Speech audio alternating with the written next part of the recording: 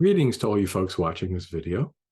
It's part of a series I'm doing to publicize the 2023 Conference of the Committee for Skeptical Inquiry.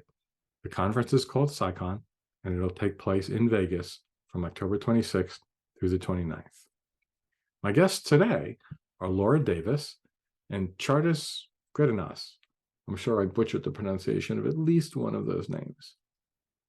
Laura and Tjardus are the team behind the documentary film Virulent, The Vaccine War, which will be screened for the attendees of CSICon this year on Friday of the conference at 7 p.m. It's going to be followed by a Q&A with Laura and Tjardus. When the COVID-19 pandemic hit, it brings reality and smacks you in the face.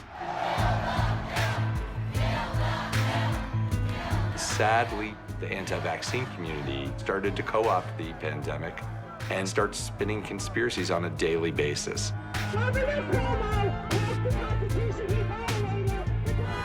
They have been fighting this war for more than a decade. There are established groups with established leaders, there are established tactics and strategies. And for them, COVID-19 has been the thing that they've been practicing for. Here is what it says about the film and my guests on the conference website. Laura and Tjardus specialize in making impactful documentaries about science and medicine.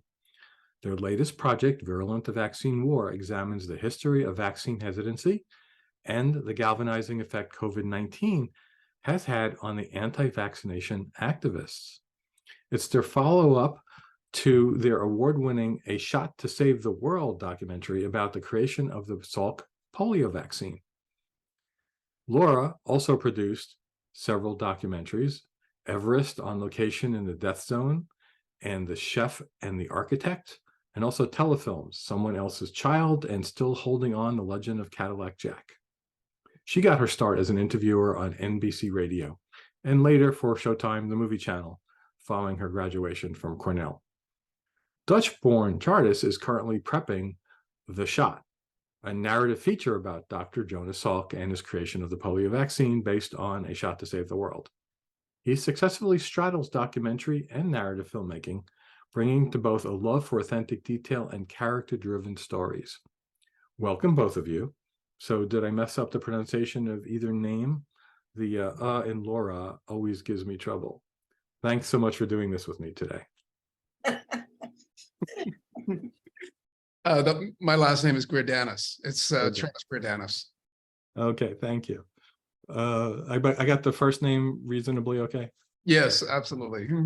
Before we get into the details of the film, I'd like to ask you some questions regarding it, being, that this screening is happening. Does the fact that we're screening it for CSICon mean that it's not available for streaming or purchase perhaps yet? Yeah, I can speak to that, Rob. At this point, we're at what I refer to as our proof of concept stage. Because naturally we made the film for as many, we want as many people to see it as possible, and that certainly includes the lay public. Although we have found that there is value in it for healthcare providers, skeptics, you might say the converted who we might otherwise be preaching to, except we get so far into, sort of where this anti-vax, anti-science movement comes from, we have found that it resonates with a lot of different audiences. But yes, in order, for instance, to gain a PBS screening, we will need underwriters, sponsors. And since we're not Ken Burns and they're not like rushing to sponsor, our films, we need to demonstrate to underwriters and to PBS that there is an audience for the film. And also, I think just as importantly, that it's accepted by organizations such as your own, such as the American Academy of Pediatrics, such as immunize.org, science-based medicine universities like McGill and Cornell. All of those are places that you've had screenings or planned? Yeah, or will have them in the case of Cornell. But in other words, this is the real deal. It's been vetted. Scientists say, yes, they got it right. And now,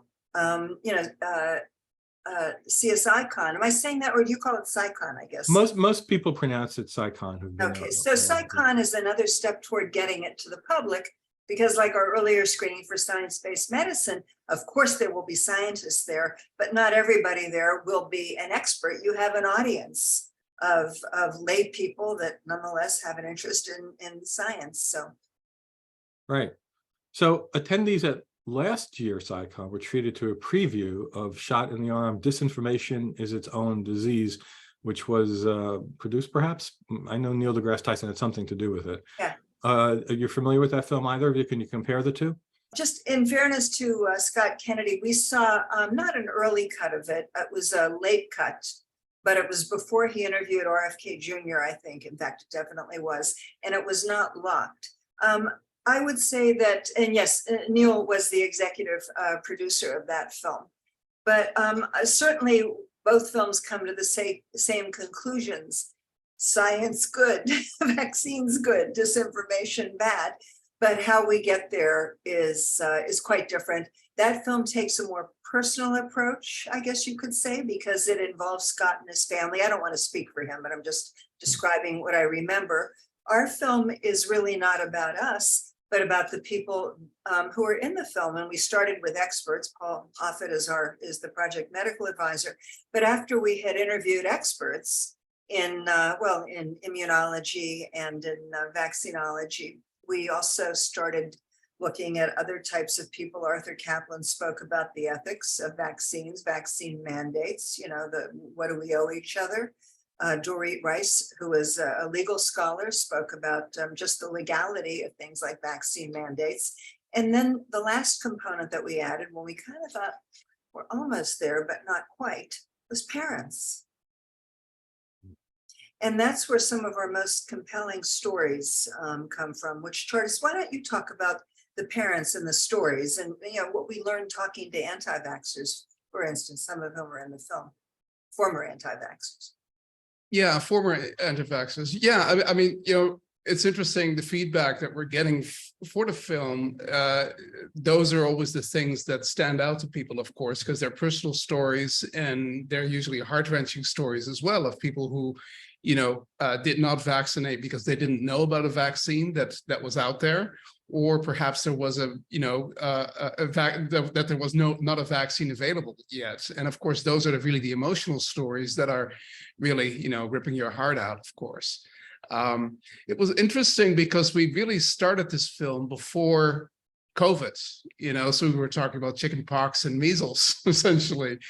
And we'd been doing it maybe for about 4 months or something like that, I believe. And then COVID hit. And of course, then it became this huge thing. I mean, it really exploded across everybody's landscape. And we had to redo a lot of the interviews because all at once we weren't current anymore in a sense. So and one of the things that really struck me about the subject is that it really has its kind of tentacles in so many different areas of what is happening today, because all at once it is, of course, about politics now as well. It's about social media, which of course really has influenced and has also exploded, since the COVID time. So it really, became this thing that's kind of, became bigger and bigger. So it was really important just to get to listen to the experts and get them to have their say. And it really kind of does a very deep dive into information. But it is interesting that the parents are always the stories that people remember. You're listed, Laura, as the producer, and Tjardus is listed as pretty much everything else. Yeah, tell me about your roles just generally, starting with Tjardus. Okay, Tjardus did everything basically, but Tjardus, why don't you detail what everything is? Well, it's not everything, because the producing end, contains a lot, actually. I shot the interviews. Laura did the research and did the interviews, actually conducted the interviews. I shot them.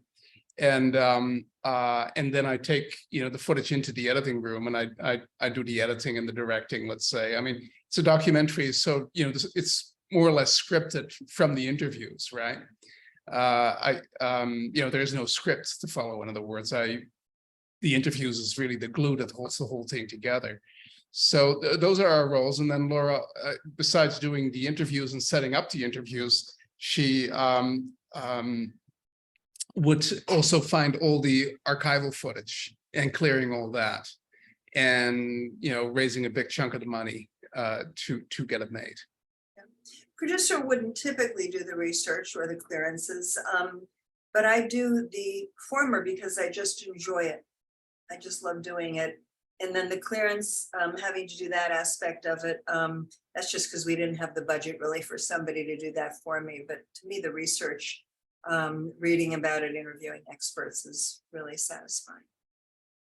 Actually, looking at the Wikipedia page created by the Guerrilla Skeptics on Wikipedia team, and it has you, Laura, produced by, but then everything else is started, directed, cinematography, edited. But oh no, there's music by Gary Lanelli. Only because Tjardus, he didn't take music lessons, or he would have done that too. Not very musical. Your documentary revealed something I was totally unaware of, which was frightening, which was the coordinated war part of this by the anti-vax folks to attack organizations and doctors en masse. You want to talk about a little bit of that aspect of it that's in the film? Go ahead, Laura. Yeah. Oh, okay. Well, I mean, Todd Wallen, who is a pediatrician in Pittsburgh, Pennsylvania, he has the largest independent practice there. And he's just a great guy, and he just cares so much about kids, and it's so palpable. He lives on the street around the corner from where I grew up. I'm from Pittsburgh. And, he's not living in a sprawling estate in a mansion, for instance, the way Del Bigtree is outside of Austin.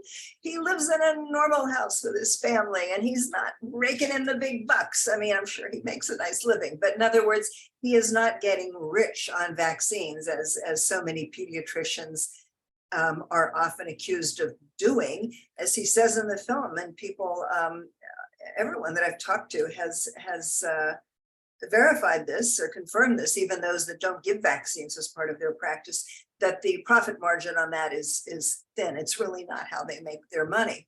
But in any event, Todd went on his, or posted a video on his website. He's got tons of cute videos on his website, Kids Plus Pediatrics. He also has a TickTock account where he is really silly and funny, but it just resonates with young parents. It's really cute.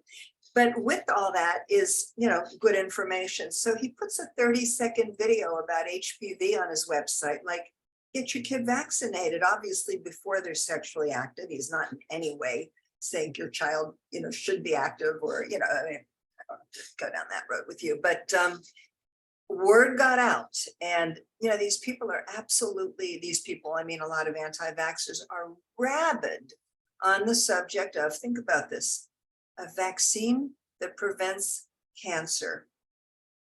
Sign me up. I want that vaccine, and I hope they invent more of them. But they somehow took it to be that he was, I don't know, promoting sex, children having sex. And they kept his office phone lines tied up. He was getting calls from all over the world, so his patients couldn't get through. On Yelp and on those doctor review websites, they were giving him 1 star, saying he's the worst pediatrician who hurt their children. But, it says, I believe some of them, maybe all of them, say where you're from when you post. And we're seeing like New Zealand, Germany, I mean, people that clearly are not his patients. But as he details in the film, they fought back. And I think, the people need to see the film to hear how they did that. But the result was, the bullies stop fighting when somebody pushes back hard. They move on to somebody else. And Todd and his communications director released a free, what they call anti-vax toolkit. And it tells you how, if your practice is targeted by anti-vaxxers, this is what we did. And it's literally a step-by-step thing, and it's free. Anybody can download it. So what was something that both of you learned about this whole aspect of vaccination, anti-vax, all that? Tjardus? Something come to mind? Yeah, it's just how kind of vehement, the anti-vax movement is really. And again, how many fingers it has into, every aspect of our lives now. It's such a big subject. I think any of these subjects could be turned into its own documentary. We only had so much time to get into it, into a 90-minute film. So I think that, but I think what was really key for us was finding people who had been anti-vaxxers, and of course they care about their kids like everybody else. They do think that they're doing the best for their kids, and the ones who kind of came around to realizing that and who were not afraid to change their mind, which is a hard thing for people to do. I mean, there's a lot of kind of psychology happening here. So we had Corey, who is a doula, who was very much into health and everything being pure and everything Natural, all natural.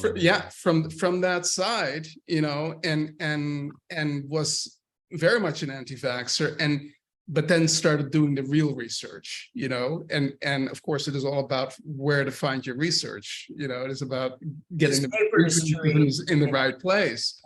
And then I also Kathy Greidanus, who really had a sort of a wake-up call. I mean, she had always been an anti-vaxxer until she got a baby who needed a heart transplant, and she and then she was asked by the doctor, they actually did this heart transplant just right after this baby was born. And then she was asked by the doctor, of course. She was asked before they did the transplant, because it was. Is that, well, in any case, I'm sure you have vaccinated your other children. And then she had to, confess that she hadn't, and she suddenly realized that was now a danger to her new baby, because the baby could not be vaccinated. So I mean, that was a real kind of wake-up call for her. And now she is, very outspoken about it. She does talks all the time. But I think it was really key to find people like that, because those are people that others can, that the public in general can relate to, regular people who just care about their kids, but who had to make that turn. Very effective to get to. Yeah, that was very important, I think, to the film. So I'm wondering if, because you, as you said, you had done this film and the anti-vax movement existed, of course, but it was sort of a fringe thing. And then the global pandemic starts, and, it's clear you're watching television. I mean, first tens of thousands, then hundreds, then millions of people are dying across the planet. Did it surprise you that didn't end the anti-vax movement, and instead that it actually grew? I think it really did. Yeah, it really did surprise us, because, and I think even Paul Offit was saying, in the very beginning, that he thought this will be the turning point. Yeah, this will really become the turning point. But he, I think one of our interviewees, I think it was Kevin Roos, who pointed out this is what the anti-vaxxers had been, practicing for all this time. They had all this, a time to kind of get ready for this, and now essentially co-opted, the messaging in a sense, because all at once it became incredibly relevant. So it really kind of, it was very surprising to us.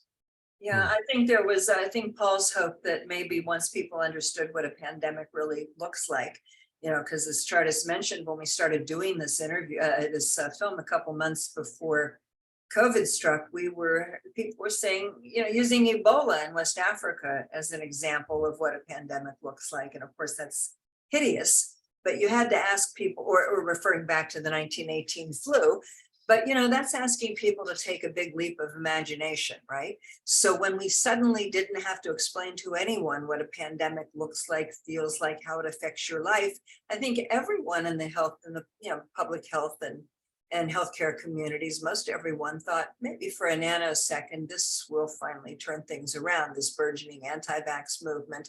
But sadly, the opposite happened. And it's somewhat shocking to still see. I mean, I remember before the vaccine was developed, people were like, why are they even saying there's a problem here? I don't see people being carried away, corpses being carried away from my front lawn. That was actually a woman interviewed at some public event, annoyed that the children had to wear masks in her school. I don't see people in my street or on my lawn dropping dead. Like, it was unbelievable. Yeah, is there one anecdote? You know, it's kind of like I see this all the time. I'm sort of forced to be on Twitter just because I sort of do our social media, admittedly not that well, but you know, I'm trying. And the thing you see all the time is, well, I'm 50 or whatever their age is, and I've never had a vaccine or been to a doctor in my life, and I'm just fine. Okay, lucky you. Right. But what's that proof of? Nothing. So survivorship bias. Yeah. Right. The dead people can't say that. Yeah. Right. You mentioned Dr. Offit, and one of the quotes I wrote down when he said it was really good. Mother Nature's been trying to kill us. He said something like, since we crawled out of the ocean, or, you know, basically Mother Nature's been trying to kill us forever, right? Where, as you mentioned, the doula, like, you know, nature's good. And Gwyneth Paltrow is an example of this. Like, she had a famous quote that became a meme by skeptics. I don't think anything that is natural can be bad for you. You know, it's the naturalistic fallacy, and that plays right into the anti-vax movement. Now, I don't remember seeing Gwyneth mentioned, her whole goop industry of nature is good, and, you know, She was in there for a nanosecond, you know, peddling whatever she was peddling. It's like, note to Gwyneth, earthquakes, you know, volcanoes. Ebola, pestilence, and right? I love Tim Caulfield has a great book called "Is Gwyneth Paltrow Wrong About Everything?" Spoiler alert, yes, pretty much. Pretty much. I interviewed him for last year's meeting. Oh, did you? Yeah, well, pretty much. Yeah. But yeah, she was in there, and so were other people that ultimately didn't make it in, like Tom Brady and Joseph Mercola. I suppose some could argue that we should have kept him in. But, you know, the whole film could have been about, it could have been a rogues gallery, right? It could have been. You didn't make it extremely political because there was no Trump in there. And you certainly could have had, right, his impact on we tried not to. I mean, you know, a lot of people we talk to have made the point that, you know, vaccines are political. I mean, they just are, or they've become that way. They shouldn't be. But we tried not to make the film partisan. And I think nobody needs us pointing out. I mean, there's certain things that I think are self-evident. And yes, it's moved from the crunchy moms, you might say center-left crunchies, to, you know, people that might even be vaccinated, but it's don't tell me what to do. I mean, it's so sad. I mean, our health, our individual health, our public, you know, collective health, it's precious. I don't understand why people don't treasure that, value that. I think somebody made the point that you just kind of alluded to, that there were, like, you could look at the anti-vax movement as two pieces, largely, not totally, but like one is naturalistic that we were just talking about, and the other one is freedom. You know, don't tell me what to do. So let me ask you about this aspect of it. There wasn't a bunch about masking in there because this is about vaccinations, but of course it's all tied in together in the recent pandemic. Do you think there are any mistakes made in the medical community by the CDC, you know, telling people not to wear masks initially, and that may have, you know, been the wrong thing to say, maybe for good reason at the time? Have you guys thought about that? I didn't see any of that in the film, by the way, but I'm just asking. Tjardus, do you want to? Yeah, I mean, I feel like nobody knew. I mean, there was no precedent for this, right? I mean, certainly not in this generation. So mistakes were made, but I don't think anybody was doing anything, you know, in a kind of a egregious way, trying to get misinformation out there. I mean, I think everybody was finding their way, you know, as we did. I mean, it felt like making a movie on a moving platform, because every week it seemed like there was, you know, something had happened that made, you know, a statement that we put into the film obsolete. I mean, it was changing week by week, right? So yes, I'm sure that things could have been handled better. I don't think anybody was ready for it, but there also was no precedent for it. Yeah, or not a modern precedent. Not a modern precedent. Yeah, exactly. And then, you know, the whole social media thing, of course, is completely new. I mean, that wasn't happening in 1918, right? Or 1955 when Jonas. Right, or 55, exactly. Yeah, you know, something, Rob, it's very interesting that you asked that question, because, you know, yes, the CDC, I would imagine by now they've admitted that their messaging was pretty confusing, although I do think Dr. Fauci is a hero, a national treasure. But, one of the things I wrestle with all the time, and it's not exactly your question, but it just pings around in my brain hearing that question, is it's complicated because mistakes, all sorts of mistakes have been made, not only around COVID and the messaging about whether masks do or don't help. And I guess the CDC, what they eventually said was they weren't encouraging masking at first because there weren't enough, and they wanted to make sure, people on the front lines had them, but that doesn't mean the rest of us couldn't have benefited. But I think I'm just reading a book. I'm getting a little, I'm moving sideways a little, but I'm reading the book Empire of Pain about the Sackler family. Okay. And Purdue Pharma, the opioid crisis. And one of the things I learned reading this book is, I hate to say this, but it's well documented that the FDA was sort of in bed, maybe in bed with the Sackler family I don't know, you could characterize it however you like, but they were allowing the Sackler family on the inserts, which are supposed to be entirely data driven, to just contain marketing that may or may not have been true. In fact, it turned out not to be true. So when I read that, I'm like, gee, and that was fairly recent. And that's just an example. No wonder people don't trust the FDA. I mean, I kind of do, because Paul Offit's on their vaccine advisory committee. Or when Bobby Kennedy tries to convince some Black people, I won't say African Americans because it's Black people across the board, that vaccines are genocidal. I mean, he goes there. But then he refers to things that really happened, and he doesn't have to reach back even as far as Tuskegee, Tuskegee study, although he does, of course. You can just talk about stuff that's happened very recently and understand why a lot of Black people have a lot of trouble, understandably so, in trusting, medical authority, the man, whatever you want to call it, big pharma. So unfortunately, there's so much ammunition. And it's very hard to discern what's true, what isn't true. Why should we trust the FDA now when they allowed the Sacklers to run? It's hard. So you mentioned RFK Jr. So yeah, he's in the film. And I was wondering if you guys did those interviews or you borrowed those from elsewhere? Us, yeah. That was us. You should tell the truth in this film. See if any of those guys who you're talking to can defend themselves against what I just told you.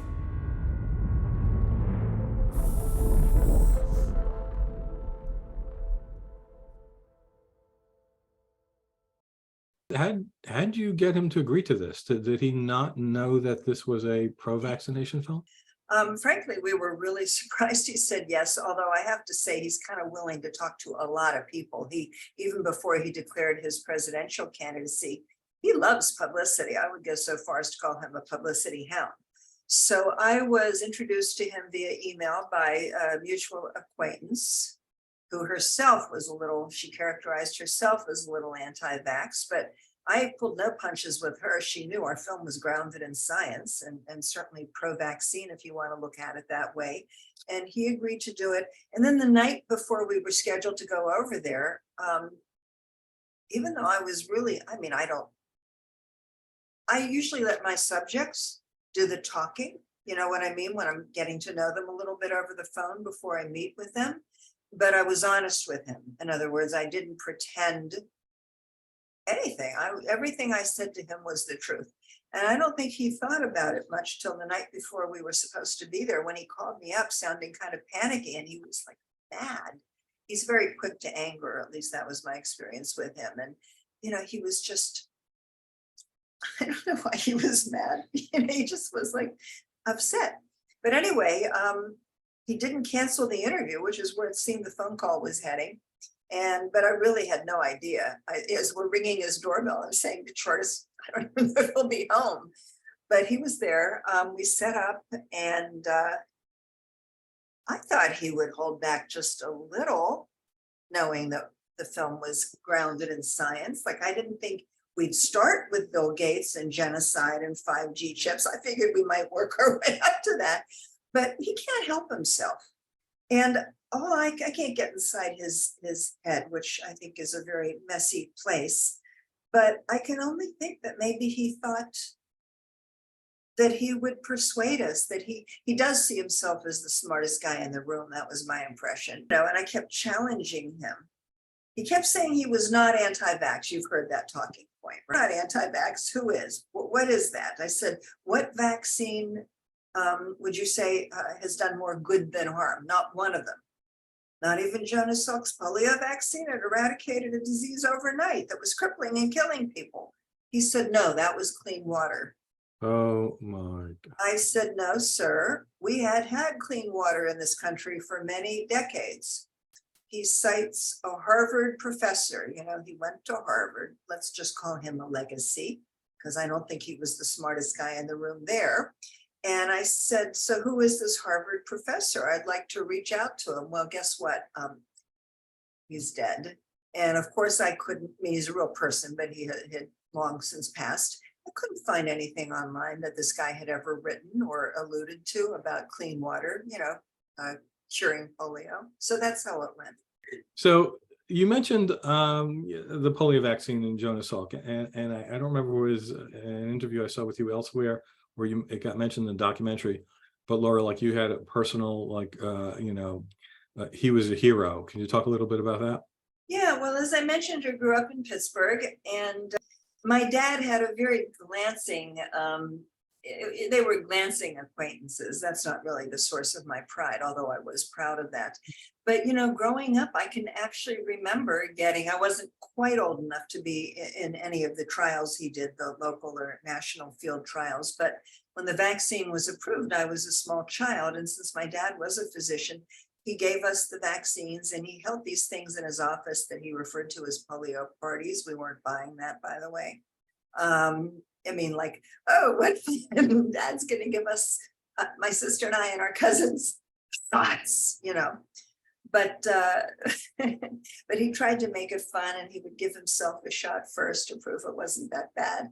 But I did, as I grew up a little and say got into what they now call middle school, I was very, very proud that I came from the city that gave the world, people say the cure, it's not a cure really, but you know, that prevented this terrible disease, because anybody that grew up then knew people that had polio. My mother had a friend who was a paraplegic woman, had 3 kids, gave birth to them. I mean, after her bout with polio, never walked again. I mean, it was right there in your face, you know, it just was.